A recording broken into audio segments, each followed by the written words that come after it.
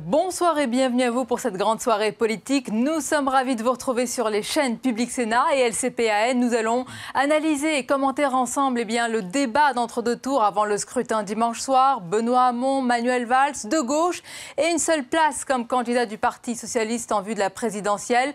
Le tout dans une campagne rythmée par de nombreuses surprises et polémiques. À mes côtés ce soir pour en parler, Ludovic Faux, bonsoir. Bonsoir. Journaliste et éditorialiste politique à LCPAN. Et je vous présente nos premiers invités pour cette édition spéciale.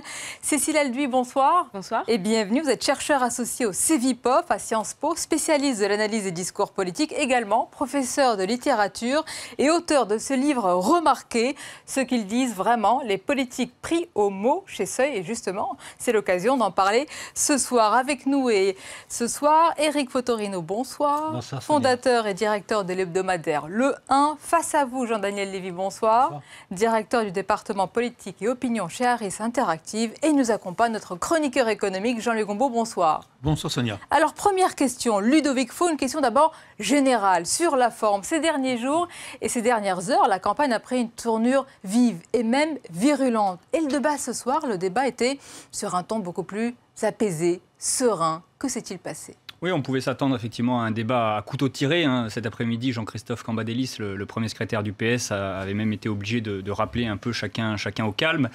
Ce qui s'est passé, c'est qu'on avait deux candidats finalement dans deux rôles très différents. On avait Benoît Hamon qui, lui, n'a rien à perdre et tout à gagner, qui a une dynamique et donc qui pouvait être à ce débat assez serein. Et puis de l'autre côté, on avait Manuel Valls qui, lui, au contraire, a un peu tout à perdre puisqu'il joue un qui tout double maintenant dans ce débat d'entre-deux tours. Manuel Valls, il n'a pas voulu finalement, un peu à l'inverse de ce qu'on avait pu penser ces derniers jours, il n'a pas voulu apparaître trop offensif, peut-être au risque de paraître justement agressif. Et donc, il a peut-être retenu un petit peu ses coups, Manuel Valls, pendant toute une partie du débat, même s'il y a eu des échanges. Et donc, effectivement, on a eu pour l'essentiel un débat plutôt maîtrisé et plutôt serein entre les deux candidats. C'est vrai, Éric Fotorino, on pouvait s'attendre à un débat musclé car il y avait eu une campagne ciblée contre Benoît Hamon. Ça n'a pas été le cas. Oui, vous avez raison, notamment sur le revenu universel, sur les questions de laïcité, de voile, etc. et de projection que Manuel Valls faisait sur les positions de Hamon. Et vous savez, moi j'ai essayé aussi non seulement d'écouter ce qu'il disait, mais aussi de les observer et de voir ce qu'il ne disait pas. Et c'est intéressant dans un débat ce qu'on ne se dit pas et ce qu'on ne dit pas. Et là, on voit bien qu'il y avait une sorte de consensus un peu maladroit finalement. Et ça m'a fait me dire qu'au fond, aucun des deux ne sent qu'il aura un très grand destin dans cette aventure. C'est-à-dire que bien sûr, l'un des deux va gagner la primaire. Mais celui qui va gagner la primaire va avoir beaucoup de choses difficiles à gérer et probablement une défaite. Et tout ça, c'est du non-dit, mais ça se sent. Alors d'un côté, on avait un Benoît Hamon qui est plein, qui parle avec les deux mains devant lui, qui regarde droit. On a un Manuel Valls qui regarde de biais, qui a toujours une main en avant, pas deux. Et donc, c'est amusant ce qu'on appelle aux États-Unis le body language, donc le langage du corps. C'est-à-dire qu'effectivement, vous voyez quelqu'un on sent qu'il est battu, on sent même qu'il a déjà raccroché les gants avant de les décrocher. Et puis l'autre qui suit sa route, parce qu'il a travaillé, parce qu'il connaît les fiches, il les a assimilées. Valls, apparemment, les a moins assimilées. Et il bute sur des mots. Enfin, c'est des petites choses comme ça, voilà. On va poursuivre notre tour de table sur la forme. Cécile Alduy, Éric Fotorino parlait un petit peu des gestes. Vous vous intéressez davantage aux mots qui claquent, qui clivent. Il y en a eu beaucoup. Est-ce que dans tous ces mots qui ont été utilisés, est-ce qu'il y en a qui sortent aujourd'hui, qui sortent du lot ce soir ? Alors moi, ce qui m'a frappé, c'est le contraste avec les discours de sortie du premier soir de la primaire, où là, Manuel Valls avait justement eu un discours à la fois agressif et utilisant des mots qui sont plutôt connotés positivement à droite, par exemple l'autorité, la sécurité, et avait un ton très martial, très combatif. Là, effectivement, ils ont raccroché les gants de boxe, et ce que a bien voulu faire Manuel Valls pour rectifier le tir, c'est répéter le mot de gauche. La gauche, c'est le travail. La gauche, c'est le progrès. La gauche, c'est son mantra ce soir. Exactement. Bon, pour bien se réancrer dans cet électorat de gauche qu'il a besoin de convaincre pour dimanche. Donc, il y a une sorte de réajustement pour se resituer à gauche, et ça a supposé qu'il mette un petit peu, qu'il adoucisse son ton et qu'il mette de côté tout ce vocabulaire sur l'autorité de l'État, sur les règles, la discipline, l'effort, qu'il avait mis en avant un petit peu à contre-emploi dimanche soir. Même question, Jean-Daniel Lévy, sur la forme avant tout. C'est un peu surprenant par rapport à ce à quoi on aurait pu s'attendre au cours de ces derniers jours, et notamment de la manière dont Manuel Valls et ses proches ont pu être amenés à vituperer contre les propos et contre la manière dont Benoît Hamon pouvait se comporter, ou du projet politique et des conséquences de Benoît Hamon. On a vu un Manuel Valls qui était beaucoup plus apaisé, beaucoup plus calme, et même parfois extrêmement consensuel avec Benoît Hamon. Je suis d'accord avec lui. Au final, nous ne sommes pas profondément en désaccord. On peut se rassembler, comme tu l'as dit, Benoît. Enfin, voilà, donc c'est des mots qui étaient des mots extrêmement dans le rassemblement et qui effectivement étaient un peu à contre-emploi par rapport au début de la campagne de Manuel Valls, et puis discours. Par rapport effectivement à son discours au soir du premier tour, voire même dans ses premières interventions télévisuelles et radio, et qui ont émaillé la journée notamment de lundi et un peu de mardi. Donc il y a une vraie évolution de la part de Manuel Valls, et probablement également autour de l'idée, effectivement, il faut que j'arrive à ramener à moi des électeurs de gauche qui ne se sont pas déplacés dans le cadre du premier tour, pour pouvoir donner à voir que cette personnalité est peut-être plus rassembleuse que ce qu'elle laissait entrevoir à travers son prise de position politique. Mais c'est contradictoire, oui. Oui, allez-y. Il y a juste uniquement, sur 100 électeurs qui se sont déplacés dimanche dernier, il y en a uniquement 37 qui se déclaraient proches du Parti socialiste. Il y a un vrai intérêt pour Manuel Valls à faire en sorte que ce soit des proches du Parti socialiste, en ayant le sentiment que le Parti socialiste ne se déchire pas, qui se déplacent dimanche prochain. Mais c'est pas un peu contradictoire, Ludovic Faux? Est-ce qu'il fallait rassembler, justement, comme tente de le faire Manuel Valls ce soir, ou au contraire, jeter toutes ses forces dans cette campagne d'entre-deux tours, j'allais dire peut-être cliver davantage, en tous les cas montrer le profil de Manuel Valls tel qu'on le connaît, combatif, offensif? Alors d'abord, il y a l'effet télé. On sait qu'on peut vite paraître, en étant trop offensif, on peut vite paraître agressif dans un débat télévisuel. C'est un peu l'écueil dans lequel était tombé Alain Juppé contre François Fillon lors du débat d'entre-deux tours de la droite, et ça ne lui avait au final pas profité. Après, c'est toute l'histoire de cette campagne pour Manuel Valls qui a commencé sur l'ère de la réconciliation, alors que c'était jusque-là, avant son entrée en campagne, le chantre de la clarification. On a vu effectivement, juste après le premier tour, qu'il a au contraire recommencé à faire du Valls, à cliver davantage parce qu'il était en danger, tout simplement. Et puis aujourd'hui, effectivement, confronté à ce débat télévisé, il a sans doute eu conscience que qu'en étant trop offensif, trop agressif, ça risquait finalement d'être contre-productif. Et du coup, on a cette effectivement impression un petit peu de va-et-vient et de zigzag dans la campagne de Manuel Valls, qui est difficile à comprendre du coup. On va clore ce premier tour de table avec vous, Jean-Louis Gombault, puis on va évidemment parler des sujets de fond. Est-ce que c'était l'heure de la clarification? On va en parler dans quelques instants, mais première impression également, quelle a été la vôtre? On rejoint le sentiment général de la table. Et alors, je pense que M. Hamon a quand même tiré la conclusion de cela, c'est que j'ai peu de chances de gagner la finale, bien entendu, tout comme M. Valls. Et ce qui lui a permis, en fait, d'apparaître beaucoup plus imaginatif. En fait, quand on écoutait M. Valls, c'était du déjà entendu, quand même. La crédibilité, le budget, tout. Quelque chose. Or, évidemment, ça, c'est quelque chose qui peut convaincre un certain nombre de personnes, mais on peut répondre, oui, mais enfin, ça n'a pas très bien marché, cette crédibilité. Alors, Hamon, lui, fonce et dit, oui, alors au lieu de dire, la gauche c'est ceci, la gauche c'est cela, lui, il dit, la société de demain, ce sera ça. On va vers ça. Donc, il était beaucoup plus projeté, en fait, dans l'avenir, alors que Valls est toujours dans la crédibilité du moment. Et alors, évidemment, le problème, c'est que quand vous êtes dans la crédibilité du moment, vous êtes sur la banalité, quand même. Mais lui, M. Hamon, lui, en projetant sur l'avenir, construire l'avenir, il est sur l'incrédulité. C'est-à-dire, oui, d'accord, c'est ce qu'il dit, mais tout ça n'a rien de sûr. Donc les deux tactiques, les deux stratégies n'étaient pas payantes automatiquement. Mais quand même, on avait l'impression d'entendre un langage neuf chez Hamon, alors qu'on avait l'impression d'entendre quelque chose, un déjà entendu, chez Emmanuel Valls. Je vais vous laisser réagir dans quelques instants, Ludovic Faux. Et pour rejoindre ce que vous dites, Jean-Louis Gombault, on va écouter justement un échange entre Benoît Hamon et Emmanuel Valls sur une gauche de la vérité, telle que veut l'incarner Emmanuel Valls, et une gauche un peu plus rêveuse. Certains diront utopiste, mais en tous les cas qui donne peut-être plus d'espoir, celle de Benoît Hamon. Moi, je partage les rêves, je partage les projets, je me projette bien sûr dans l'avenir. On peut se retrouver sur bien des domaines, mais il y a aussi là une crédibilité. Tout ce que propose Benoît Hamon, sans augmentation des impôts n'est tout simplement pas possible. Et il est là le problème. Il faut en finir avec ce thème du rêve, parce que moi je veux bien qu'on dise il y a ceux qui vendent du rêve et puis ceux qui vendent des choses très sérieuses. La réalité de la dernière année, Manuel, c'est que la même année, quand tu baissais le tarif des heures supplémentaires ou t'encourageais la baisse du tarif des heures supplémentaires, ton gouvernement a décidé d'une mesure qui a coûté de l'argent aux finances publiques. La défiscalisation des actions gratuites. 500 millions d'euros. Les rêves que vous avez financés sont ceux de ceux qui avaient déjà beaucoup. Ludovic Faux, qu'est-ce qu'il faut penser de cet échange, de ces deux gauches? Est-ce qu'elles sont réellement telles qu'on les a décrites, vraiment cette gauche telle qu'on la voit, un peu rêveuse, et puis l'autre plus pragmatique, bien ancrée dans le réel?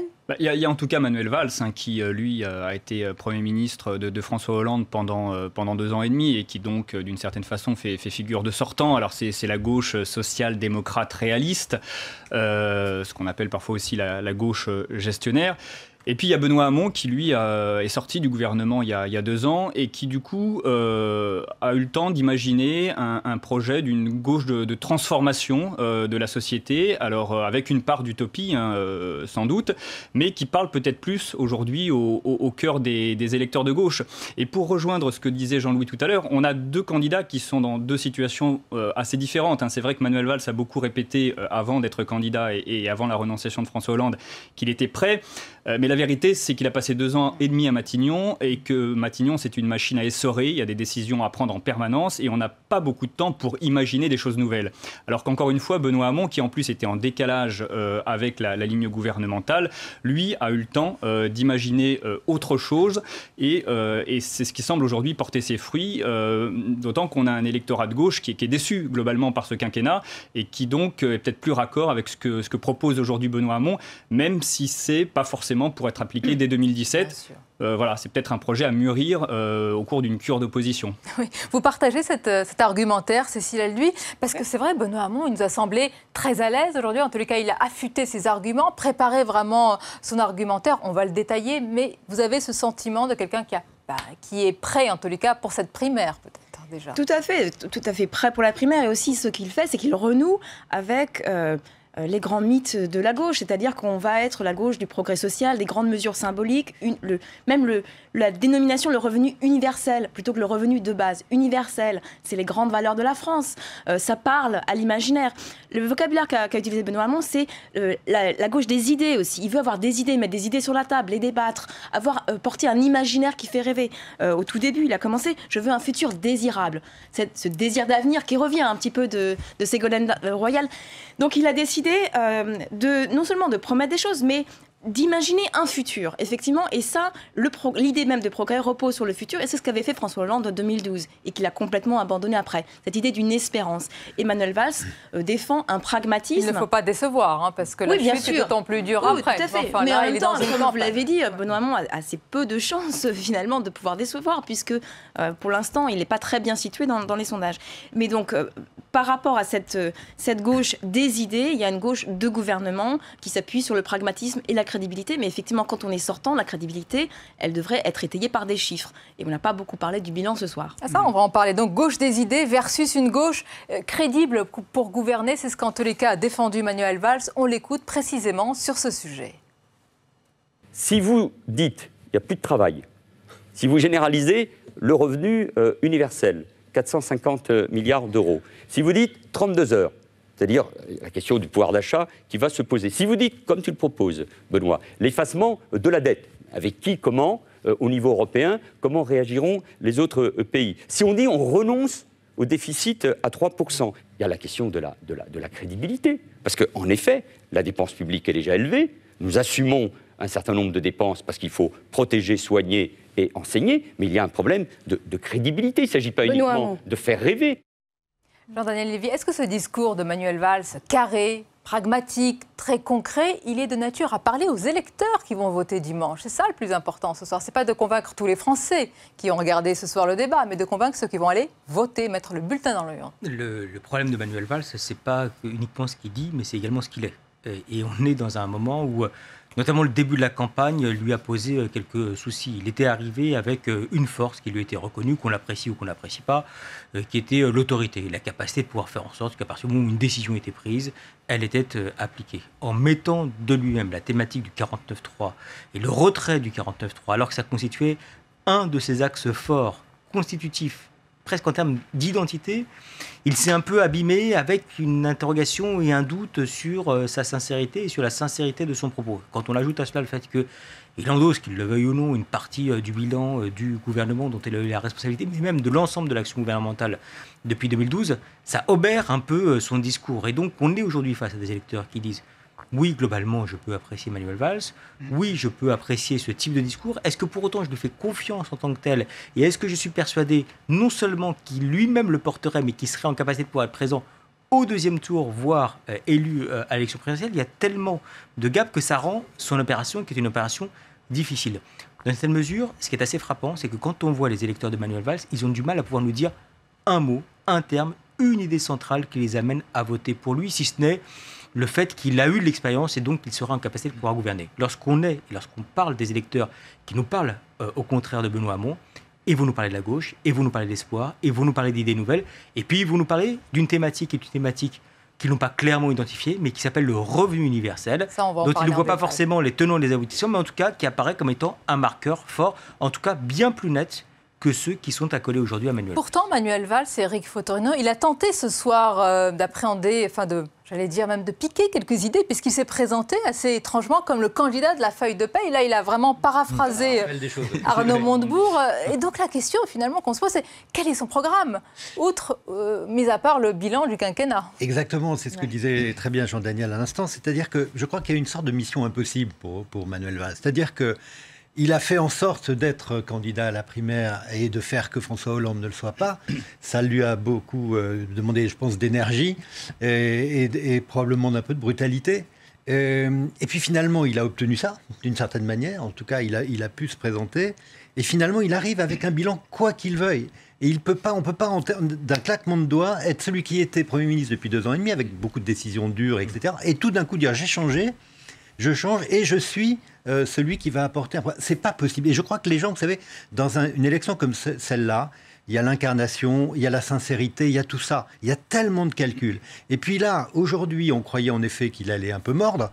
Et finalement, on le voit avec des ongles un peu coupés, des griffes. Vous n'iriez pas jusqu'à dire qu'il aurait intériorisé déjà le résultat de dimanche soir. Vous savez, il faudrait l'allonger sur un divan, et ça, c'est pas ma compétence. On n'a pas le temps, ce serait trop long d'allonger. Mais ce que je pense quand même, c'est que, vous savez, à l'issue du premier tour de la primaire, s'il fait quelques additions, et quelques soustractions, il voit bien que ça va être très compliqué. Il y a une sorte de parallélisme d'ailleurs avec la primaire à droite, avec Juppé-Fillon.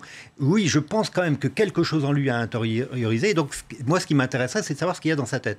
Est-ce qu'en fait, il se dit, bon, c'est râpé, il ne faut pas que je le montre, mais qu'après, il y a le parti, mais il n'y a plus d'homme de synthèse. Il y a Hamon, donc c'est vraiment la frange quasiment la plus à gauche, puisque Mélenchon n'est plus dans le parti. Donc on voit bien que ce parti va partir, je ne sais pas comment, et les électeurs de Manuel Valls, probablement, pensent déjà plus à Macron qu'à Mélenchon. En tout cas, ce qui est sûr, Ludovic Faux, c'est que pour vous tous ici ce soir, et certainement pour d'autres experts et analystes, ce débat n'inversera pas la tendance. Au contraire, il pourrait même la renforcer. Ouais, c'est très difficile prudents, en une semaine d'inverser au second tour le résultat d'un premier tour. Benoît Hamon, il a 2 avantages. Il a l'avantage arithmétique avec l'apport de voix qu'Arnaud Montebourg tente de lui apporter. Et puis surtout, il a l'avantage de la dynamique puisqu'il est arrivé en tête au premier tour. Avant le premier tour, les proches de Manuel Valls reconnaissaient qu'il risquait d'y avoir pour l'ancien Premier ministre un problème de réserve de voix. Et certains disaient d'ailleurs, si Manuel n'arrive pas en tête au premier tour, c'est fichu. Voilà. Mais c'est ses proches qui parlaient. Oui, d'accord, très bien. Et donc, les proches de Manuel Valls reconnaissaient avant même le premier tour que, s'il n'arrivait pas en tête au premier tour, il aurait sans doute un problème de dynamique. Donc, est-ce qu'il a intériorisé ça? En tout cas, il sait que la partie maintenant est difficile pour lui. On va le voir, dès demain, il va repartir à l'assaut en meeting dans les médias parce que lui, il joue un peu son avenir politique à qui tout double. Autant pour Benoît Hamon, finalement, tout ça est un peu la divine surprise. Autant Manuel Valls, s'il était au départ le favori et s'il perd cette primaire, c'est tout son avenir politique qui sera compromis. On va entrer dans les détails et les propositions de fond, si vous le voulez bien. Et l'une des propositions qui a vraiment suscité des polémiques, parfois même des railleries, mais qui a imprimé le débat, c'est le revenu universel. Alors, est-ce que Benoît Hamon a été ce soir plus précis sur cette proposition, ses contours, son financement? On l'écoute et on en parle juste après. Le revenu universel d'existence, le premier étage de la fusée, se concentre sur les 18-25 ans, sans condition de ressources. Combien cela coûte-t-il? 45 milliards d'euros. Considérable.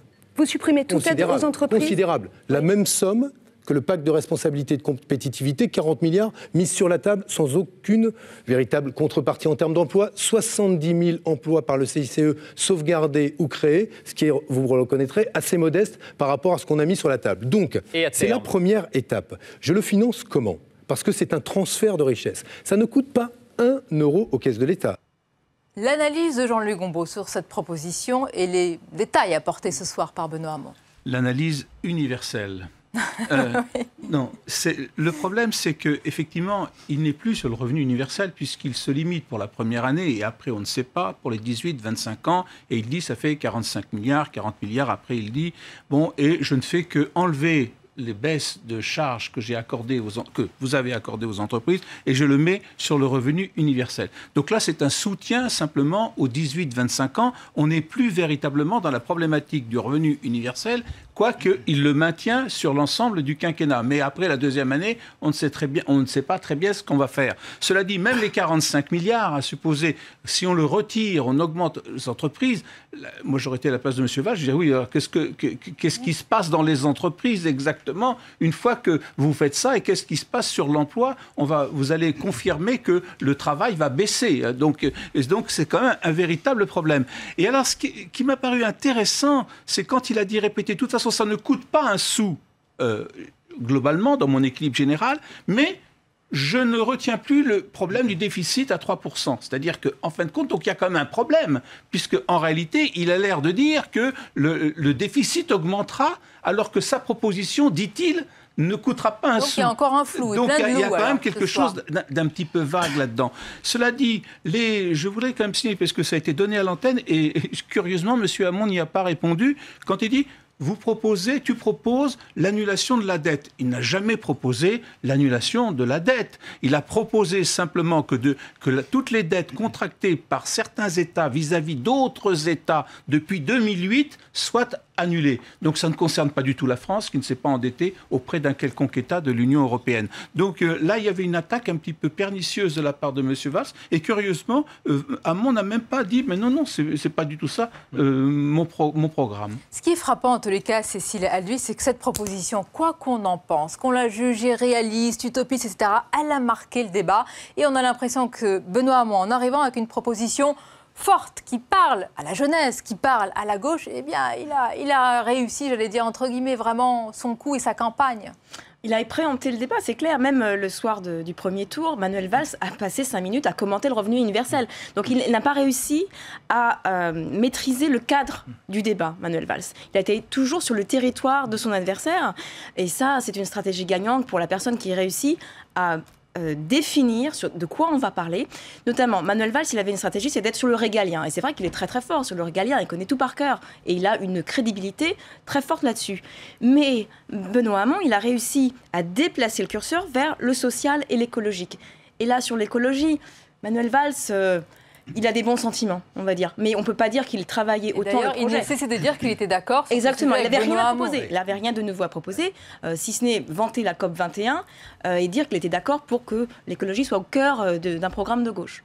C'est votre sentiment, Jean-Daniel Lévy? On avait l'impression que Manuel Valls était souvent en contre. Il réagissait au programme de Benoît Hamon, lui qui a été Premier ministre, lui qui a été élu, lui qui a quand même une carrière structurée. Oui, absolument. Et puis, il y avait même un aspect sur lequel on voit qu'il y a une zone de tension qui existe au sein de la gauche, c'est le rapport à la laïcité. On a vu que c'est une thématique qui avait été créée, remise en avant notamment par Manuel Valls au cours de ces 2-3 derniers jours. On s'attendait à ce que Manuel Valls le pose de manière extrêmement nette, extrêmement claire sur quel rapport on a à la laïcité, quel rapport on peut avoir à l'égard du voile, quel rapport on peut avoir à l'égard, d'une manière générale, même d'un certain nombre d'organisations ou sur la place des femmes dans la société. Et ça n'a pas été l'angle d'attaque massif de la part de Manuel Valls. Il en a un peu parlé, mais en tout cas, il n'a pas parvenu à faire en sorte que ça devienne un vrai enjeu de clivage et de déstabilisation. Et on a vu que la gauche peut vraiment se déchirer sur ce type de débat. Et puis le deuxième aspect que je trouve assez frappant, c'est que quand même ce thème a été imposé dans le débat par Benoît Hamon, celui du revenu universel, on peut voir que ça ne suscite pas l'engouement de la part des Français. Et il y a cette forme de paradoxe qui fait que quand on teste différentes mesures, on voit que celle qui est aujourd'hui la moins appréciée, même de la part des sympathisants de gauche, voire même des sympathisants socialistes, le revenu universel arrive comme étant une des moins structurantes ou des moins appréciées. Donc il y a, une idée nouvelle, 2, une idée dont les Français, même à gauche, doutent de la capacité de la primaire. Heureusement, arrive à mettre en place. Et puis, troisième aspect, même une petite interrogation avec une partie de l'électorat de gauche, notamment issu des catégories populaires, qui dit il n'y a pas, et ça ne serait pas juste, que soient quasiment autant valorisés ceux qui sont dans une position de non-activité professionnelle par rapport à nous qui avons une activité professionnelle et qui nous souffrons dans le cadre de cette activité professionnelle. Je vais vous laisser réagir tout de suite. Et cette proposition du revenu universel, elle a montré aussi qu'il y avait, on l'a souvent dit d'ailleurs, et on l'a souvent lu dans les derniers éditos ces jours-ci, qu'il y a deux visions du travail et de la société, celle de Benoît Hamon et de Manuel Valls. On écoute Manuel Valls sur ce sujet pour qui la gauche, c'est d'abord et avant tout le travail. Moi, je crois qu'il faut faire très attention au message qui consisterait, le message qu'on enverrait à la société, qui consisterait à dire demain, on va travailler moins. Demain, il y aura moins de travail. Demain, nous allons y revenir, on va distribuer à chacun la même somme, ce qu'on appelle, ou ce que Benoît appelle, le revenu universel. C'est un message de découragement, et pardon du mot, il est fort, d'abdication par rapport au changement et aux mutations. La gauche, c'est le rapport au travail, c'est le rapport à l'industrie, c'est le rapport à la production, à la création de richesses. Donc nous devons accompagner ce mouvement. Ludovic Faux, est-ce que c'était vraiment lors de la clarification sur ces deux visions de la société et du travail ce soir? Oui, c'est l'histoire. Alors, c'était pas très clair dans le débat à 7. Là, on y voit un petit peu plus clair, effectivement, peut-être dans un débat à 2. Il y a très clairement deux visions, de conceptions différentes de la société, de l'économie. Benoît Hamon qui considère, à l'inverse de Manuel Valls, que la croissance, finalement, est en train de devenir un mythe et que courir après une croissance à 2-3%, d'abord, ça n'existera plus, selon lui. Et puis, en plus, il estime que c'est un coût humain et environnemental, de toute façon, trop important et qu'il faut donc trouver d'autres solutions. Ça donne surtout l'impression qu'on a deux partis socialistes qui sont de moins en moins conciliables, effectivement. Et autant la primaire de 2011 avait finalement été une primaire de synthèse avec... En plus, François Hollande et Martine Aubry, qui étaient tous les deux un peu centraux au sein du PS. Il y avait la dynamique de la victoire attendue contre Nicolas Sarkozy. Voilà, et finalement, donc, la primaire elle-même avait permis de créer un élan et cette synthèse. Autant, cette fois-ci, on a plutôt l'impression, effectivement, que ce sera peut-être une primaire de clarification. On verra ce qui se passe dimanche soir. Hein. Et puis, à terme, peut-être même une primaire de désintégration pour le Parti socialiste. Parce que, d'un côté comme de l'autre, du côté des partisans de Benoît Hamon comme du côté des partisans de Manuel Valls, on sent bien que tout le monde n'est pas prêt au rassemblement, quel que soit le vainqueur. C'est la vraie question, Éric Fotorino. On s'est souvent demandé si ce parti ne ressemblait plus, finalement, n'était plus que l'ombre de lui-même. Certains le comparent au parti travailliste britannique de Corbyn, qui a un discours très marqué à gauche, mais qui ne ressemble plus à grand-chose, qui n'est plus une gauche de gouvernement aujourd'hui. Non, c'est justement, je disais tout à l'heure qu'il manquait effectivement cette synthèse qui aurait pu justement rassembler toutes les forces au sein de la gauche, et on ne les a plus. Mais je voudrais quand même d'un mot aussi réagir sur le revenu universel, parce que pourquoi, alors qu'en effet, ce n'est pas quelque chose qui fédère les Français, pourquoi Benoît Hamon perce avec ça? C'est parce qu'il y a dans ou l'inconscient ou l'imaginaire l'idée qu'on doit séparer d'une certaine manière le travail et le revenu. C'est-à-dire qu'effectivement, le travail, on ne sait pas combien il y en aura. L'histoire des robots, enfin, on mélange un peu tout. Mais combien il y en aura? Et donc, est-ce que finalement, pour être la dignité d'un citoyen, ce sera de toucher un revenu du travail ou est-ce que ce sera de toucher un autre revenu? Et moi, ce qui m'a étonné dans le débat tout à l'heure, c'est que Manuel Valls, qui avait dit c'est ouvrir un droit à la paresse, en gros, il n'a pas du tout été sur ce registre ce soir. Et il avait là aussi limé ses dents et ses ongles parce que finalement, moi, j'attendais qu'à un moment, ils disent mais tu es complètement irréaliste puisqu'il se tutoie. Et c'était pas ça du tout. Or, je pense quand même qu'il y a dans ce revenu universel, qui est aussi une idée à droite, il faut bien savoir que non seulement ça divise à gauche, mais ça existe. NKM l'avait mis en avant à droite. Donc c'est une idée complexe. Et mon voisin le sait très bien, il connaît bien tout ça. C'est que, en effet, il y a l'idée du revenu, il y a l'idée de la grande pauvreté.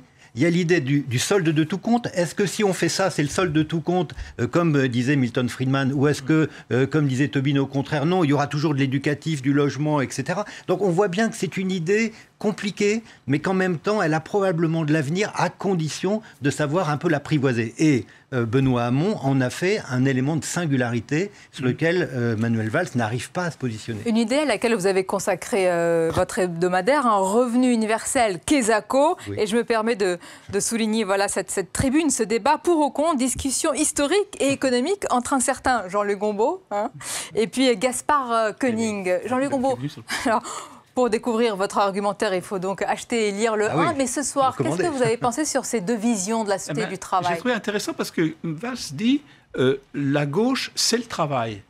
Et ça dépend. Le Front populaire, c'est quand même la semaine de congés payés, c'est les 39 heures. Alors c'est vrai, Karl Marx, c'est lui qui invente la valeur travail. C'est quand même une des grandes innovations de Karl Marx. Et par contre, son Jean de la fac fait le droit à la paresse. Donc il y a les deux dans la gauche, alternativement. Et c'est vrai qu'il y a des moments où c'est plus le travail, et il y a des moments où c'est plus le loisir. Et donc, en fin de compte, ce que veut dire Valls, c'est que la gauche, aujourd'hui, ça doit être le travail. Et ça ne peut pas être le revenu universel. Et donc, il y a un débat qui traverse la gauche depuis le 19e siècle. On a toujours trouvé ce débat, soit le travail, Maurice Thorez, il faut retrousser ses manches. Donc, il y a des moments où c'est comme ça. Et donc, Valls, à ce moment-là, prend ce thème. Le problème, c'est que les gens, aujourd'hui, je crois...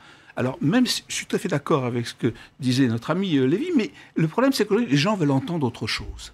C'est-à-dire qu'effectivement, depuis Sarkozy, en fin de compte, c'est lui qui a dit « je suis le candidat de la feuille de paix ». C'est lui qui a inventé cette expression. Travailler plus. Oui, et travailler plus. Donc, les gens, je crois, vont entendre autre chose. Malheureusement, ce n'est pas tout à fait ça qu'ils veulent entendre. Mais enfin, au moins, il dit autre chose. Au moins, il parle d'autre chose. Au moins, il ne rabâche pas ce que j'entends ce que nous entendons depuis des années.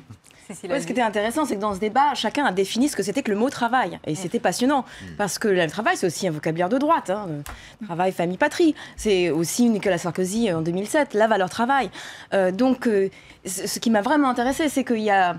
en fait, le François Hollande, candidat 2012, qui parlait à travers Benoît Hamon, moi j'avais regardé qu'est-ce qu'il dit du travail en 2012, et c'était...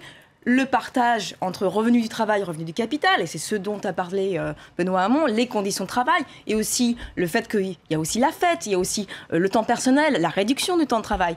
Et le François Hollande, président, de quoi il a parlé quand il a parlé du travail? Il a parlé de baisse des charges, réduction du coût du travail, compétitivité, investissement, et c'est exactement le vocabulaire qu'a employé Manuel Valls. On a vraiment les deux gauches que François Hollande lui-même incarne en tant que d'abord candidat puis président, qui se sont retrouvés sur le plateau avec des divergences fondamentales sur ce que c'est que le travail. Vous parlez de cette composante de rêve et d'espoir dans le discours et les propos de Benoît Hamon. Ludovic Four, on a vu depuis quelques mois qu'il y a une envie, une volonté de changement, de faire partir certains responsables politiques. On a beaucoup vu cette année, voilà, de mettre une croix même sur l'avenir politique de certains responsables. Il faut tenir compte de cette envie de changement. Elle pourra s'exprimer dimanche. Ça peut être, on va être prudent, mais ça peut être cette volonté du changement et d'écouter un discours d'espoir, eh bien, un coup de balai, peut-être un responsable comme Manuel Valls. Oui, parce que ce qu'on voit finalement avec cette histoire de revenu universel dont on disait tout à l'heure que finalement les Français n'y adhèrent pas forcément, et en même temps c'est Benoît Hamon qui est en tête de cette primaire, c'est que finalement les gens, y compris ceux qui vont voter à la primaire, considèrent que de toute façon 2017 c'est plus le tour du Parti Socialiste. Et donc finalement on vote pour une mesure qui peut paraître éventuellement... On se fait un petit peu plaisir, il y a peut-être un petit peu de ça. Et puis surtout, effectivement, sur le thème « Sortez les sortants », ce que Manuel Valls n'a pas suffisamment mesuré, et dans cette primaire, celui qui était finalement qui incarnait le plus le quinquennat et qui était le plus le sortant, finalement, c'était lui, en tant que Premier ministre. Ce qu'il n'a peut-être pas mesuré, c'est qu'au-delà de l'échec réel ou supposé de François Hollande, les électeurs considèrent que finalement ce quinquennat c'est un gâchis collectif et que donc il n'est pas question de redonner sa chance à un candidat du Parti Socialiste pour cette fois-ci. Et donc effectivement, y compris au sein de la gauche, on regarde plutôt vers Jean-Luc Mélenchon si on est pour une gauche plutôt à la gauche du PS, plutôt vers Emmanuel Macron si on est pour une gauche ou un centre-gauche qui serait plutôt à la droite du Parti socialiste. Et ce qu'un certain nombre de responsables du PS ont peut-être pas mesuré suffisamment, c'est ça, c'est la dimension collective que les gens collent sur ce quinquennat. On ne va pas dire, Éric Fotorino, que c'était un combat perdu d'avance. Il n'y en a pas en politique et les responsables politiques croient toujours dans les campagnes qu'ils effectuent. Mais c'est vrai que le chemin est dur pour Manuel Valls. Oui, et puis ce que dit Ludovic Faux est vraiment juste dans le sens où je pense qu'il y a une erreur de jugement de Manuel Valls et probablement une grande déception à l'arrivée. C'est que je ne crois pas sérieusement qu'il pouvait penser devenir président de la République. Parce qu'en effet, c'est plutôt le tour d'eux, il y aura une alternance probablement. On verra quel type d'alternance. Si jamais c'est Macron, c'est une alternance encore nouvelle. Mais en revanche, je pense qu'il espérait préempter le parti qu'il recomposerait. Et là, il voit quoi arriver? Il voit surgir un Benoît Hamon qui va probablement gagner la primaire. Et du coup, lui se trouve effectivement avec à la fois ceux qui étaient les valsistes qui iraient vers Macron, et puis ce parti, alors avec Montebourg, avec Mélenchon qui est dehors, mais c'est une gauche, on a l'impression que la gauche qui est faible veut redevenir la gauche un peu mythologique qu'elle a pu être avant. Mais il faut des hommes pour ça, et ça on en revient toujours à ça. Il y a eu Mitterrand en 71, mais il n'y a pas toujours un Mitterrand. Regardez, Michel Rocard, Jospin se sont un peu cassés les dents sur tout ça.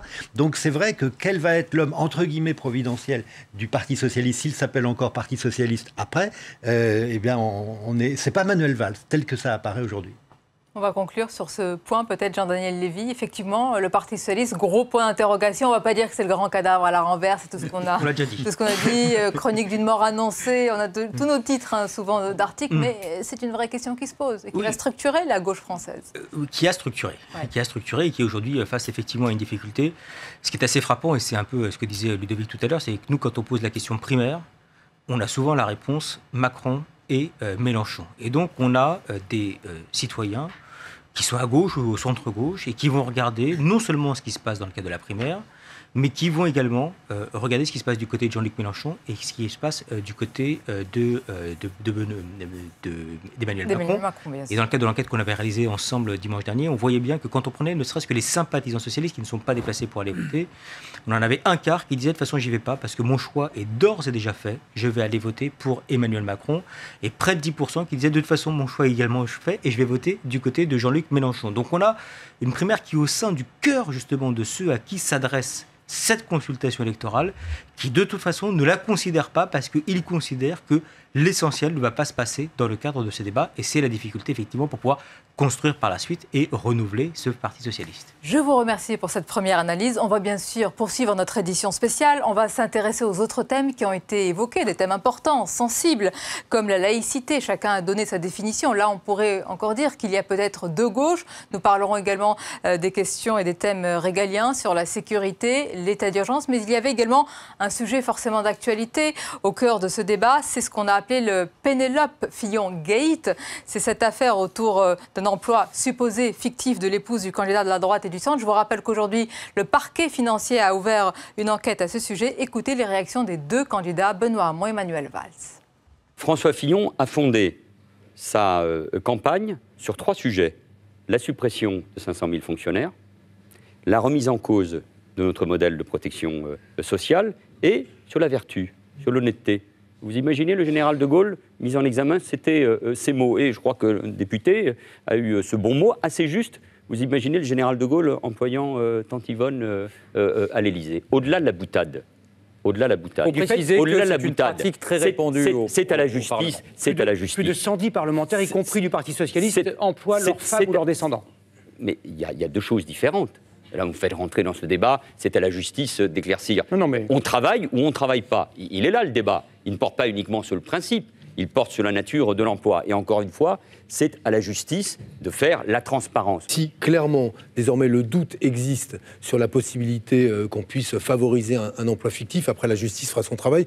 Moi, je ne sais rien de cette affaire en dehors des informations que j'ai lues. Mais en tout cas, la conséquence que j'en tire, c'est qu'il faut qu'à l'Assemblée nationale, comme au Sénat, on interdise la possibilité d'employer un cousin, un enfant ou un conjoint. La suite de votre édition spéciale sur les chaînes politiques et parlementaires, Public Sénat et LCP-AN, que je présente avec plaisir avec Ludovic Faux, journaliste, éditorialiste politique à LCP-AN, et puis nos invités, Éric Fotorino, toujours là, Jean-Louis Gombaud, et nous ont rejoint Patrick Appel-Muller, bonsoir, directeur de la rédaction de l'Humanité, et Véronique Reilsout, bonsoir, spécialiste des réseaux sociaux. Véronique, on va commencer avec vos premières remarques. Souvent, avec vous, on a comparé ce qui se passe à la primaire de la gauche avec la primaire de la droite. Par rapport au débat d'entre-deux tours entre ces deux primaires, est-ce qu'il y a toujours un déséquilibre? Beaucoup plus de messages pour le débat d'entre-deux tours de la primaire de la droite par rapport à la gauche. Ça fait suspense, incroyable, on ne sait pas. Bon. On sait, hein. On a une petite idée. Après, le sujet, c'est de savoir combien. Eh bien, près de 100 000 messages de moins. Puisqu'on a eu, pour la primaire de la droite sur le même débat, donc Juppé-Fillon, 243 830 messages, exactement, entre 21h et 23h. Et surtout, ce qui est intéressant, c'est le nombre de personnes qui ont émis ces messages. Et il y avait près de 50 000 personnes qui avaient émis leur opinion, donc ça veut dire très large public. Ce soir, 139 224 messages et 34 000 personnes, donc on est loin. On est très loin d'un intérêt massif. Et en plus, quand on regarde qui s'est exprimé ce soir, ce sont beaucoup de militants, énormément de militants, et beaucoup de militants du côté de M. Valls. Est-ce que vous pourriez nous dire quel a été le tweet le plus repris, celui dont on a le plus parlé ce soir? Alors, c'est un tweet de vos amis, admirateur en tout cas, parce que c'est quelqu'un qui vous a retweeté ce soir et qui vous a cité. Et c'est Edward Snowden qui s'est invité dans le débat ce soir, qui parle visiblement très bien français et qui a été repris plus de 2000 fois. Formidable. Alors, bravo pour lui, surtout. Ouais. Et non, mais je parlais d'un autre tweet, Véronique Reilsout, pas du mien. Je parlais pas du de vôtre, mais vous avez raison de citer, de la citation de Manuel Valls, qui a défini sa laïcité par rapport à celle de Caroline Forest et Elisabeth Badinter. En fait, ça, c'est le message qui a été le plus repris, mais c'est pas forcément ce tweet-là, c'est le moment le plus commenté durant l'émission. C'est intéressant de regarder, en fait, les moments forts pendant l'émission. Donc, on vous a fait une timeline avec VisiBrain pour regarder exactement quand. Et vous avez 5 temps fort. Le premier temps fort devant tous les autres, c'est de loin quand Manuel Valls, effectivement, dit « ma laïcité, c'est celle de Forest et Badinter ». Donc, voilà, ça a été très, très commenté, très repris. Après, il y avait d'autres temps forts. Le premier, c'est lorsque Manuel Valls parle de la feuille de paye, de la feuille d'impôt. Ça a beaucoup fait réagir. Ensuite, quand Hamon dit « on négocie avec les banquiers, pas avec la nature », cette phrase, elle a pris. C'est une formule qui prend bien et qui prend bien sur le web. Ça claque bien. Ensuite, on a Valls veut rester sur l'état d'urgence. Là, ça a aussi été beaucoup commenté. Et enfin, Hamon qui attaque les monsieur Valls en disant respecter les règles. C'est déjà commencé par respecter ce pourquoi on a été élu. Ça a bien plu, évidemment. Le sens de la formule sur Twitter, ça a un sens. Alors, on va poursuivre notre édition et parler plus précisément des sujets comme la laïcité, l'état d'urgence, la défense. Mais d'abord, Patrick Appel-Muller, je vais vous poser la question que j'ai posée tout à l'heure à tous nos amis experts ici présents. Qu'est-ce que vous avez pensé plus généralement de ce débat? Écoutez, l'impression, c'est qu'il ne changera pas la tendance impulsée par le premier tour. La dynamique est du côté de Benoît Hamon. Je trouvais que Manuel Valls était... j'allais dire, très piétinant sur le passé passif du quinquennat. Il n'avait que ça comme programme, au fond. Essayer de vendre ce qui avait été réalisé, pas beaucoup de propositions nouvelles. Il est évident que, par exemple, se présenter comme le candidat de la feuille de paye sans proposer de hausse de salaire, en ayant derrière lui un blocage du SMIC, le blocage du point d'indice des fonctionnaires, tout ça, ça rend les choses très difficiles. Et puis, il s'est lui-même enfermé, d'ailleurs, dans une longue séquence de discussion de la proposition du revenu universel, qu'il mettait en totale dépendance de ce qui était le programme de Benoît Hamon et sur lequel il a été assez peu efficace.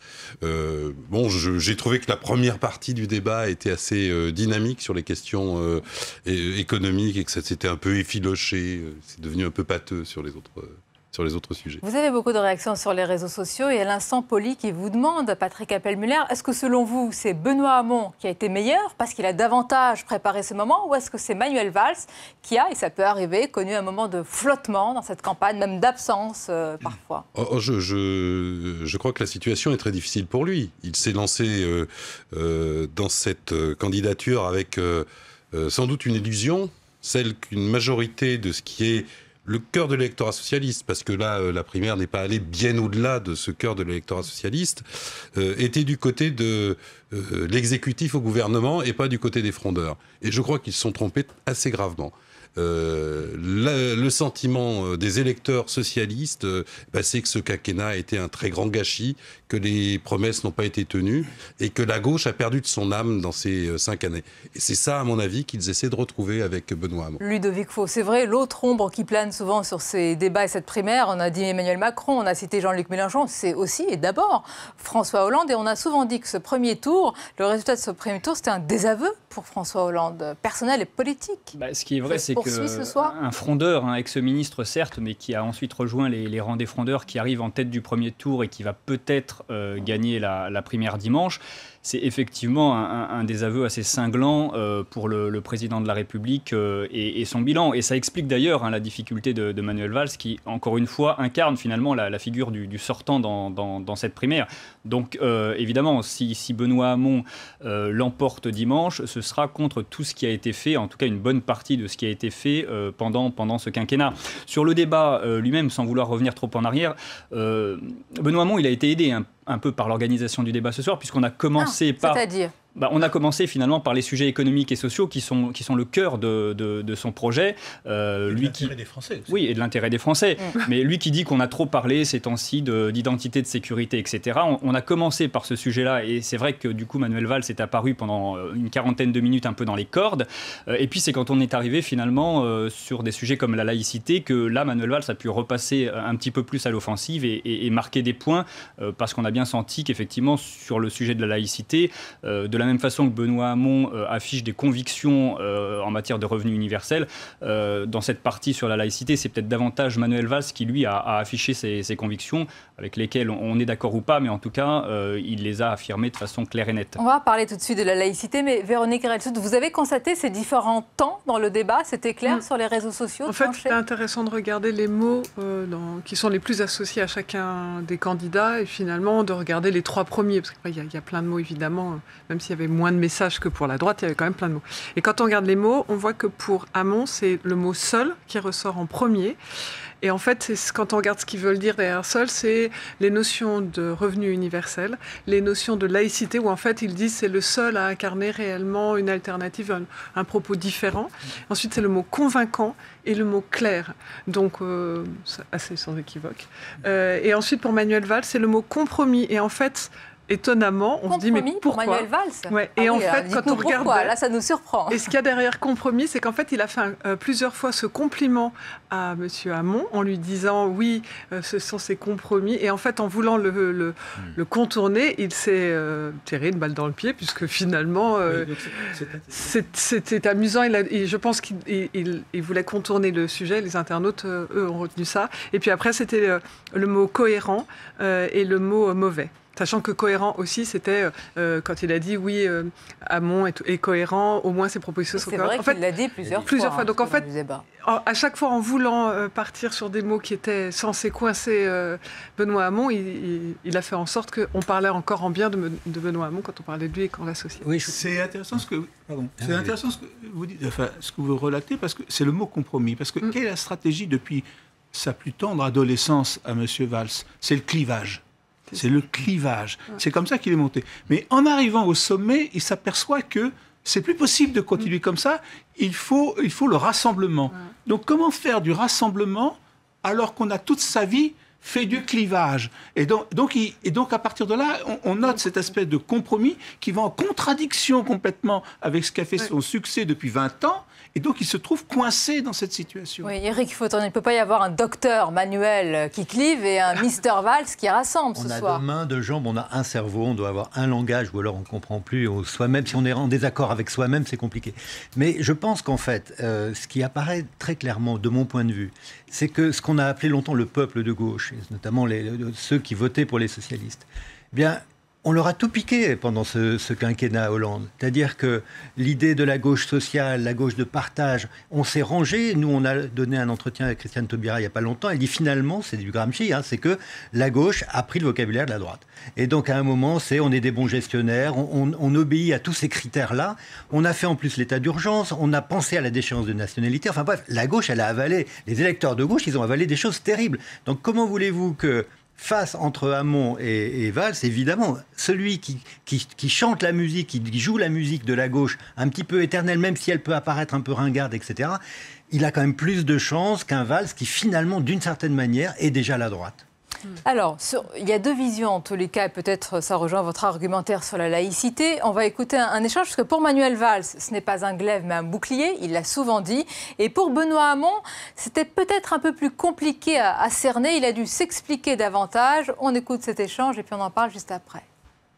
Là où le voile est imposé à une femme, imposé comme tel, nous devons tout mobiliser pour que cette femme n'ait pas à être soustraite au regard des hommes à raison de l'imposition d'un dogme. Et chaque fois qu'un dogme s'est imposé ses convictions aux autres, moi, je le combats. Mais là où une femme librement décide de porter le foulard islamique, librement, et il en existe, peu importe ce que nous pensons, au nom de la loi 1905, elle est libre de le faire.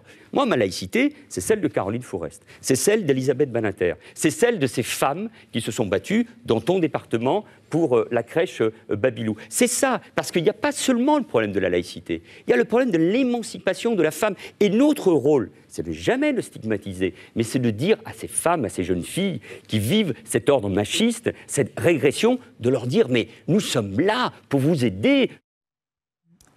Ludovic Faux, c'était un moment attendu parce que depuis quelques jours, quelques heures, il y avait eu de nombreuses attaques. Dans le camp de Manuel Valls avait pointé les ambiguïtés, les éventuels accommodements du candidat Benoît Hamon. Qu'est-ce que vous pensez de cet échange? Est-ce que Benoît Hamon a réussi à dissiper les éventuels doutes qu'il y avait, ambiguïté? Sur le principe, oui, il a sans doute levé les doutes, mais on voit bien que dans l'explication elle-même, il a du mal à être vraiment clair et précis. C'est-à-dire à quel moment et comment est-ce qu'on fait la différence entre une femme qui porte librement ou pas le voile. Voilà, on voit bien que la frontière est ténue au-delà de ce qu'on en pense sur le fond. Donc ce qui est clair, c'est surtout qu'on a deux visions de la laïcité dans cet échange. On a Benoît Hamon qui, lui, plaide pour une laïcité apaisée, la loi de 1905, toute la loi de 1905, mais rien que la loi de 1905. Et puis on a Manuel Valls qui, lui, est beaucoup plus dans l'option d'une laïcité de combat qui demande à être renouvelée en fonction des enjeux du moment.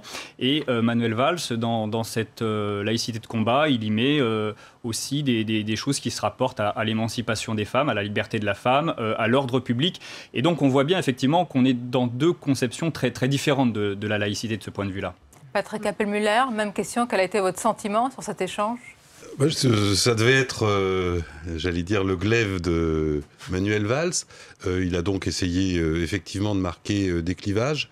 Je ne suis pas sûr qu'il ait réussi à convaincre avec son vocabulaire et ses propositions qu'il avait une conception de la laïcité qui était un bouclier. C'était plutôt effectivement une laïcité de combat. Ça rappelle aussi l'épisode quand même désastreux du Burkini, où il avait réagi sur un Burkini qui n'existait pas pour faire légitimer des arrêtés municipaux anti-Burkini, ce qui quand même reste pour un Premier ministre un acte qui ne marque pas le sens de l'État, pour le moins. Donc, c'est votre avis. Comment ? C'est votre avis, ça. Ah ben bien sûr que c'est mon avis. Oui, non, mais très bien.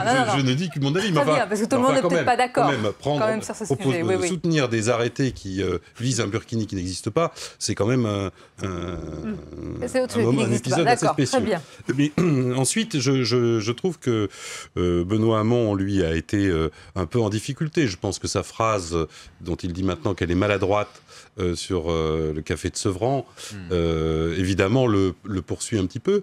Mais par ailleurs, je trouve que la manière dont il a présenté la laïcité comme un ensemble, qui est celui à la fois du respect, de la garantie du respect des croyances de chacun, est quelque chose qui est assez unificateur en France. Et au fond, les gens conçoivent la laïcité essentiellement comme ça, dans les villes, dans les communautés, les gens la vivent plutôt comme ça, la laïcité. C'est votre avis, Éric Fattorino ? Oui, c'est-à-dire que j'ai le sentiment qu'on ne peut pas dire qu'il y ait une religion laïque. Il ne faut pas en faire une religion, la laïcité. On doit appliquer, il y a une loi. Et je pense que la différence entre Hamon et Valls, là, c'est qu'entre celui qui a été Premier ministre, qui dit d'ailleurs, qui dit quelquefois « j'ai vécu cela comme Premier ministre », il a répété souvent cette phrase, et celui qui n'a pas eu ses responsabilités au moment des attentats et tout ce qui en a découlé. Donc je pense que Valls a essayé là de valoriser d'une certaine manière l'homme d'expérience. Là-dessus, c'est mon domaine. Et ce qui est d'ailleurs un peu... Mais pour moi, qui est un peu pathétique, je vais vous dire pourquoi. Parce qu'il est Premier ministre, il n'est pas ministre, il était Premier ministre, il n'était pas plus ministre de l'Intérieur, et on a le sentiment qu'avec Valls, eh bien, si on aborde autre chose que les questions de sécurité, de laïcité, on a quelque chose d'un peu inconsistant, d'un peu fade, d'un peu mécanique, qui effectivement essaie maintenant de s'arrondir parce qu'il dit il faut plus de compromis que de clivage, mais c'est en fait assez faible. Oui, mais ce qui est quand même frappant, Véronique Reilhusseau, je ne sais pas si vous l'avez vu dans les réseaux sociaux, on ne peut pas dire que ce n'est pas un sujet qui inquiète aussi les Français. Vous dites, Patrick Appelmuller, et c'est probablement vrai, qu'il y a beaucoup de gens qui le vivent de manière sereine, mais il y a beaucoup de gens qui le vivent aussi comme une angoisse, comme une atteinte à la laïcité, comme une atteinte aussi à notre vivre ensemble. J'imagine que ça se traduit aussi dans les réseaux sociaux. Déjà, c'était le sujet qui a été le plus discuté pendant le débat, donc ça prouve bien que même si ça n'a pas pris en temps de parole autant de temps, c'est ce qui a le plus fait réagir. Et puis, c'est là où finalement les uns et les autres ont des exemples concrets, interpellent directement les candidats et entre autres sur ce fameux débat de comment est-ce qu'on sait si c'est obligé ou pas obligé. Il y a beaucoup de femmes qui ont réagi en direct pendant l'émission. C'est un sujet qui préoccupe tous les internautes, tous les Français. Et encore ce soir, quand on commente ce qui se passe sur Twitter. Je peux vous dire que le sujet va être demain beaucoup plus intéressant sur Facebook, parce que là, c'est un débat. On ne commente pas sur Facebook pendant une émission. Par contre, le lendemain, on revient dessus. Et je peux vous dire que demain, il est fort à parier qu'il va y avoir beaucoup de débats sur Facebook autour de ça, avec des arguments déployés.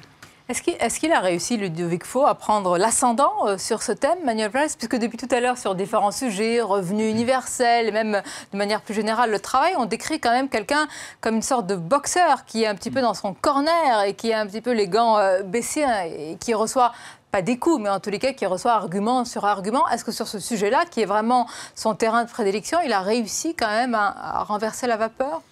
Pas si sûr. En termes de force de conviction, puisque c'est ce dont on parlait tout à l'heure pour Benoît Hamon sur le revenu universel, qui a mis beaucoup de conviction sur ce thème-là. En termes de force de conviction, Manuel Valls, il a sans doute marqué quelques points, malgré tout, sur la laïcité, parce qu'il a un corpus clair et net, et on est d'accord ou pas avec lui, mais en tout cas, on comprend ce qu'il veut dire et ce qu'il défend. Benoît Hamon, au-delà du procès d'intention qui lui a été fait dans cet entre-deux-tours, qu'il a accusé de vouloir finalement avoir des accommodements raisonnables avec l'islam politique, l'islam radical. Ludovic, un ministre, mais anonymement, serait allé jusqu'à dire qu'il est le candidat des frères musulmans. Voilà, c'est pour ça qu'au-delà effectivement de ce procès d'intention, on peut pas penser effectivement que Benoît Hamon soit le candidat des frères musulmans, mais en voulant peut-être trop apaiser ce débat sur la laïcité, il n'a peut-être pas complètement levé les ambiguïtés qu'on lui prête finalement à tort ou à raison. Et donc c'est dans ce sens-là qu'en termes de puissance de conviction, sans doute Manuel Valls sur ce terrain-là a davantage marqué de points que Benoît Hamon. On va parler dans quelques instants de l'état d'urgence et notre situation sécuritaire et nos défis face au terrorisme. Patrick Appelmuller, il y a aussi une question qu'on a posée après la primaire de la droite. Est-ce que cette primaire va laisser des traces, des séquelles? On voit bien à droite, et là je ne parle pas de la polémique autour de Pénélope Fillon, mais qu'il y a eu beaucoup de crispations autour de François Fillon. On lui a reproché de ne pas avoir expliqué certaines de ses mesures, on lui a même reproché des nominations autour de lui. Est-ce qu'il peut y avoir cela pour la primaire de la gauche aussi? Est-ce que c'est un poison lent qui va continuer à se distiller? Je pense que surtout c'est un bruit de fond et un débat de fond qui va se prolonger, parce qu'effectivement il y a un désaccord très marqué, très profond entre ceux qui pensent que la société doit continuer à se transformer et cette gauche qu'on dit réaliste ou qu'on pourrait dire gestionnaire, immobile. Bon, je crois que ce débat va se perpétuer. peut-être par des départs du côté de Macron, un certain nombre de caciques, de notables socialistes commencent leur migration. De l'autre côté, il y a une majorité qui se dessine, potentiellement, dans un congrès futur, autour d'options plus à gauche. Il y aura donc des transformations et des repositionnements à l'intérieur du Parti socialiste. C'est donc un débat très fort, parce que je pense que le courant socialiste n'est pas un cadavre. Il existe dans la société, il représente beaucoup de sensibilité et il va chercher à se reconstituer. Jean-Luc Gombault ? Oui, je trouve que on est devant un problème que les gens demandent du renouvellement, mais pas trop de changement. C'est-à-dire, on est dans cette situation un petit peu... Et c'est vrai, par exemple, renouvellement de génération. On a quand même 2 candidats ici qui n'ont pas une cinquantaine d'années. Macron explose dans les sondages, et c'est un homme qui a 40 ans. Donc il y a une volonté de renouvellement du personnel politique, et puis aussi une volonté de renouvellement des idées. Or, je me dis que les gens qui ont écouté et le débat de droite et le débat du Parti socialiste, ont-ils eu dans les 2 camps du renouvellement? Pas tant que ça, en fin de compte. À part ce qu'a apporté Hamon sur son affaire de revenu universel, même sur les 32 heures, quoique les 32 heures, c'est quand même pas très très nouveau depuis le débat sur les 35 heures, on n'a pas un renouvellement important, alors qu'on est devant une situation d'une nouveauté absolument extraordinaire. Vous prenez la question de la laïcité. Est-ce que vous... Moi, je suis moins spécialiste, évidemment, de ces questions que ces questions économiques, mais je n'ai rien entendu de neuf pour aborder cette question très compliquée, tout à fait nouvelle, aussi difficile que celle qui était posée aux gens de 1905, qui l'ont résolue d'une certaine façon. Est-ce que nous savons aborder cette question de manière nouvelle? Non, nous ne savons pas.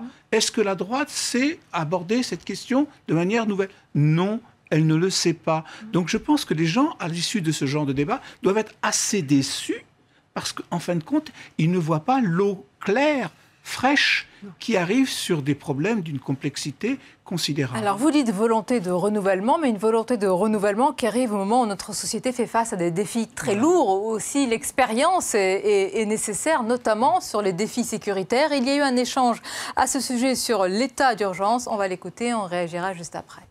Benoît n'a pas voté la prolongation successive, c'est son droit, mais il ne l'a pas voté. Il n'a pas voté contre non plus, il s'est abstenu de l'état d'urgence. Il n'a pas non plus voté la loi qui a été présentée par le garde des Sceaux Jean-Jacques Urvoas, début juin 2016, c'est un clivage. sur le crime organisé, sur le terrorisme et le financement et améliorant l'efficacité du terrorisme. Il s'est abstenu. Je veux dire, là, que sur ces questions-là, alors que nous avions réussi à rassembler la droite et la gauche sur ce sujet-là, pardon, quand on est candidat à la présidence de la République, nous sommes dans un débat direct, mais devant les Français, devant tous les Français qui vont aller voter dimanche, là aussi, il faut aller jusqu'au bout. Alors, Benoît Hamon, votre explication. Moi, je pense que quand on est candidat à la présidence de la République, on écoute et on respecte les avis des plus hautes juridictions de ce pays, Conseil constitutionnel et Conseil d'État. Qui disent quoi, pour commencer? Que l'état d'urgence ne peut pas être un état permanent. Et je considère qu'on peut mener une lutte implacable contre le terrorisme et être attentif à ce qui est l'état de droit. Voilà, l'état d'urgence ne peut pas être un état permanent. Éric Fotorino, ce débat aussi, il a laissé des traces au sein de la gauche. Bien sûr, et il va en laisser longtemps, parce qu'effectivement, la gauche, et Benoît Hamon essaie d'incarner, j'allais dire, cette gauche traditionnelle aussi, la gauche des libertés. Bien sûr qu'on est dans une situation exceptionnelle avec les attentats terroristes depuis 2015, mais malgré tout, on entend bien qui préférerait quand même une France plus ouverte. Et c'est aussi le débat qu'il a, les discussions qu'il a sur l'immigration, même si on ne fait pas le lien mécaniquement, mais on sait bien que certains le font sur l'autre bout de l'échiquier. Donc, et Valls, là encore, joue la responsabilité. J'ai été Premier ministre, il y a eu ça. Donc, on doit absolument être dans le réel. Et je pense que en fait, cette question de l'état d'urgence, elle rejoint à un moment donné un morceau du débat quand il parle de rêve, d'illusion et de crédibilité. C'est-à-dire que, vous savez, Valls, c'est toujours Jaurès et Clémenceau. Il l'a cité à un moment donné rapidement, mais il est toujours là-dessus. La gauche a toujours l'impression qu'elle se salit quand elle gouverne, mais elle doit y aller. et elle doit se salir les mains. Bien sûr qu'on salit toujours un peu l'idéal quand on gouverne, mais c'est les réalités. Donc, les palais d'illusion, comme disait Jaurès, Clémenceau disait, moi je conduis des cathédrales, pierre après pierre, elles sont solides, elles sont dures, le vent ne va pas les renverser. Et donc là, l'histoire de l'état d'urgence, c'est de dire, ben oui, je mets des pierres qui ne vous font pas plaisir, mais c'est ces pierres qui vont nous protéger. Voilà, on a passé en revue différents sujets abordés ce soir lors de ce débat d'entre-deux tours. Véronique Reissoult, est-ce qu'on peut avoir un panorama sur ce qui s'est passé, la position avant le débat de l'engagement sur Facebook ? En fait, vous savez qu'il y a des grands débats en ce moment sur est-ce qu'on peut prédire grâce aux réseaux sociaux et tout. Non, on ne peut pas prédire. On va tout de suite couper ce sujet. Pas d'algorithme prédictif. Par contre, il y a une chose qui est très révélatrice quand on avait regardé pour le Brexit, pour Trump, pour Fillon, enfin voilà. L'engagement sur Facebook est toujours un très bon indicateur. Donc, on s'est dit, on va regarder sur ces 7 derniers jours, que s'est-il passé sur Facebook pour les 2 candidats. Et quand on regarde, on voit que nettement, très nettement, Benoît Hamon a l'avantage. C'est-à-dire qu'il a moins de fans, beaucoup moins de fans que Manuel Valls, mais il en a gagné beaucoup cette semaine. Les plus 17,78%, c'est le pourcentage de fans qu'il a gagné cette semaine. Et l'autre donnée qui est intéressante, c'est le PEP. Ça veut dire quoi, PEP? C'est le nombre de personnes qui en parlent. Et il fait parler. Et on parle beaucoup de lui sur Facebook. Donc là encore, c'est très fort. Et le taux, en fait, c'est, on va dire, l'évolution de l'interaction. Et donc l'évolution de l'interaction, encore cette semaine, elle a été au profit de Benoît Hamon. Donc on se dit, avant que ça commence, on a donc effectivement Benoît Hamon qui part plutôt... D'où la dernière question, Ludovic Faux. Alors sans maintenant le suspense, en tous les cas on ne peut pas trop s'avancer, heureusement sur le scrutin de dimanche, mais semble-t-il ce débat n'inversera pas la tendance. En tous les cas, il n'est pas ce soir, ce n'est pas la conclusion. Non, sans faire de pronostic, on n'en fait plus sur le scrutin de dimanche. Effectivement, on peut considérer qu'il y a une forme de match nul, c'est-à-dire que Benoît Hamon l'a plutôt emporté sur son point fort, l'économique et le social. Manuel Valls l'a peut-être emporté sur son point fort à lui, la laïcité, l'identité, la sécurité. Et donc, compte tenu de l'arithmétique et de la dynamique du premier tour, effectivement, il serait surprenant que la tendance s'inverse entre le premier et le second tour. Il y a quand même une inconnue, c'est le corps électoral qui va se déplacer, c'est-à-dire que si on reste au corps électoral de la semaine dernière, effectivement, Benoît Hamon a l'avantage. Est-ce que de nouveaux électeurs vont venir voter pour inverser cette tendance? C'est tout le pari de Manuel Valls et c'est ça qui fera la décision dimanche. Merci beaucoup d'avoir été nos invités. Merci à vous. Merci Ludovic Faux, journaliste éditorialiste à LCPAN, de nous avoir accompagnés tout au long de cette soirée. C'était un plaisir d'être à vos côtés. Et si vous avez manqué ce débat d'entre-deux tours, eh bien, vous pouvez tout de suite le suivre sur nos antennes Public Sénat et LCPAN. C'est maintenant.